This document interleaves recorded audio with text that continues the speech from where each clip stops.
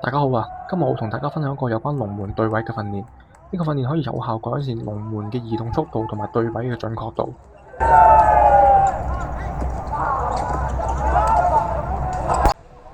喺比賽入邊，守門員嘅對位可以影響對手射波嘅位置，因此正確而且快速嘅對位可以從根本提升撲救率。喺呢個訓練入邊，守門員需要放置6個雪糕筒，分別應對嘅係翼位、副位同控球。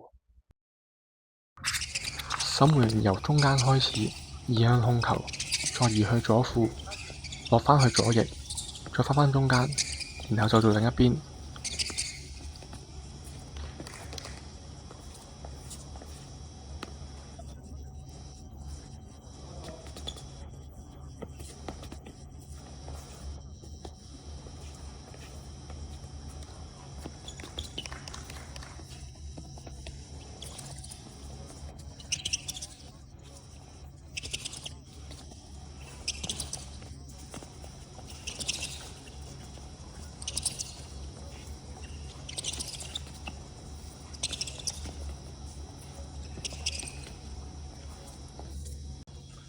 又或者守門員喺控球開始亦都可以。